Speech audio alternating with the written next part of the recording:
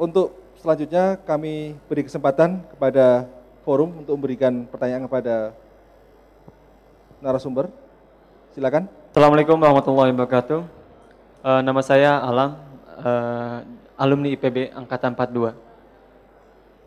Ya, yang ingin saya tanyakan Pak, menarik tadi yang disampaikan, bahwa sebetulnya sekarang ini seperti yang pengalaman di Kalimantan ya, kalau nggak salah tadi, bahwa ternyata dengan pertanian itu banyak juga menyerap masyarakat untuk dalam hal pekerjaan. Tetapi yang ingin saya tanyakan, pekerjaan seperti apa di pertanian tersebut?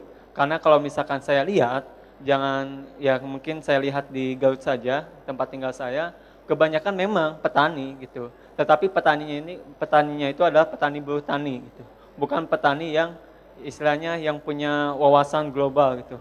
Kemudian yang kedua, terkait dengan pengembangan kewirausahaan bagi mahasiswa. Saat ini kebetulan kami juga melanjutkan apa yang tadi Pak Imam sampaikan, bahwa kami juga sekarang mengembangkan produk hasil dari pengembangan kewirausahaan yang diadakan oleh IPB. Nama produk kami Rosel, minuman Rosella. Stand kami di Uno Foundation. Nah, tetapi yang terjadi adalah agak sulit Pak untuk menembus sebuah pasar untuk yang cukup luas itu. Karena kita bergerak kecil terus pelan-pelan gitu. Tetapi ketika ingin mengembangkan yang jauh lebih besar itu, lagi-lagi terkendala yang pertama mungkin ya finansial. Terus yang kedua adalah bagaimana ekspansi pasarnya itu yang masih relatif lebih susah yang kita rasakan gitu di lapangan. Terima kasih, itu saja. Yang kedua, silakan Pak. Saya kira menarik sekali nih. Ada contoh yang sangat menarik, lulusan baru kemudian berusaha akan tapi masih menghadapi berbagai persoalan. Nanti saya kira akan diselesaikan oleh para pembicara. Silakan Pak. Terima kasih. Nama Bambang Purwohadi. Saya dari Forum Peternak Sapi Indonesia. Ada 2 pertanyaan. Pertanyaan pertama kepada Pak Agus Papahan. Yang kedua adalah kepada 2 pembicara lainnya. Pak Agus, tadi kita sangat setuju bahwa ke depan kita memakai istilah lignin, lipid, silika, protein untuk semua aktivitas di pertanian supaya nuansa industrinya lebih kentara. Saya kira kita beberapa pihak setuju bahwa intinya adalah sentuhan teknologi. Barangkali itu juga yang dimaksud oleh Pak Agus. Nah, sekarang kami menanyakan ke Pak Agus. Secara refleks ini Pak Agus, memang sudah ada roadmap di Kadin, 15 unggulan dan lain sebagainya. Seandainya Pak Agus ditanya sewaktu baru bangun tidur, di Indonesia ini apa saja yang harusnya dikembangkan? Jadi mungkin tidak sebanyak itu, tapi kalau dari sepanjang pengalaman Pak Agus, apa saja yang sebetulnya bisa paling top bisa dikembangkan di Indonesia? Karena saya kira itulah yang mungkin lebih genuine. Lalu yang kedua, kepada mohon komentar dari 2 pembicara lainnya. Indonesia itu potret antagonis yang diametral, artinya ada beberapa keunikan.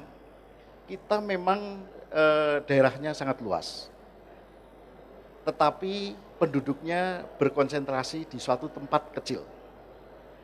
Dan penduduknya itu juga sangat besar sekali, ratusan juta, dibandingkan dengan apa yang tadi dicontohkan oleh Pak Agus, yang notabene mereka hanya kecil katakanlah, walaupun performance pertaniannya adalah sangat tinggi. Dengan keadaan yang semacam itu, potret Indonesia yang semacam itu, apa kira-kira pilihan kita untuk memajukan agrobisnis ini? Oke, baik, terima kasih. Yang ketiga, silakan Pak. Terima kasih Pak. Nama saya Pak Hartono. Saya mau nanyakan masalah penyuluh pertanian ini Pak. Dulu itu sangat dominan membantu para petani. Yang saya tanyakan, kenapa dulu bisa, kok sekarang kesulitan? Itu masalahnya di mana letaknya Pak? Kenapa nggak pakai sistem yang dulu aja, biar kita lebih maju lagi petani? Terima kasih Pak. Baik, terima kasih. Satu lagi? Ya, silakan Pak. Nampaknya cukup antusias para peserta terhadap diskusi kita pada kesempatan ini. Menyambung apa yang disampaikan oleh Namanya siapa, penanya, Lalu Mayadi dari Provinsi Nusa Tenggara Barat, Pak. Oke. Kaitannya dengan peningkatan produksi, Pak. Begitu penyuluh pertanian ini sudah diserahkan ke daerah, kita kehilangan kita kehilangan teman untuk membina petani nelayan, Pak. Artinya kehadiran penyuluh ini memang sangat diperlukan, Pak. Karena mereka lah yang berinteraksi dengan petani nelayan, kelompok tani dan lain sebagainya, Pak. Oke. Kalau bisa penyuluh ini dipolakan seperti pola Bimas dulu, Pak. Bagus sekali itu untuk mempercepat peningkatan produksi di bidang pertanian, Pak. Baik. Bapak bisa bayangkan dulu kita swasembada beras, Pak, karena dengan berkat penyuluh, Pak. Tapi sekarang di mana posisi-posisi pertanian di mana kita tidak tahu, Pak, di dinas perikanan, Pak, di dinas pertanian, Pak.